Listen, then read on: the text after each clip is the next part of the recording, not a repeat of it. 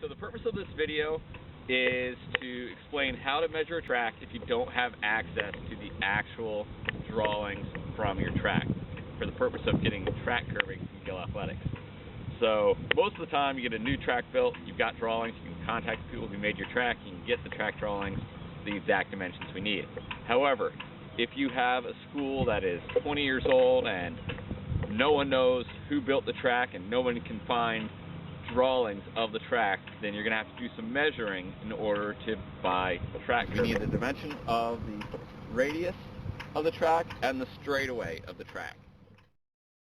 So what we need to do is find out where the track transitions from the curve to the straightaway. And we're going to find that point on the one end of the track and then measure all the way down to the other end of the track and figure out what the straightaway or the distance between centers is. And we can use either a laser measuring device or a big old tape measure to do that. Alright, so we're going to start our measurement. Down here you're going to need two people for this. Someone's going to hold this end and then you're going to take the tape down to the other end. So now down at the other end, we're just going to find that same spot where the transition ends, transitions from the straight to the curve, and we're going to take that measurement, and that's our straightaway distance. So we're using the laser measuring device. You can set up a box or something like that on the other end, but it's just as easy to have another person down there for you to shoot your target again. You can have someone put down a block of some kind to catch the laser beam of the measurement. There you go.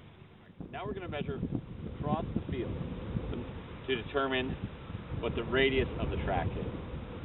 The most important part about this measurement is that you're going straight across the field and it doesn't end up diagonal across the field, because then it'll give us the wrong measurement.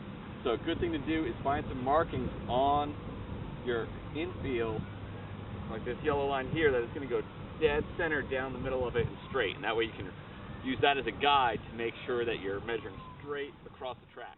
When measuring across the field, we want to make sure that we measure from the inside of the white line to the inside of the white line on the other end of the field.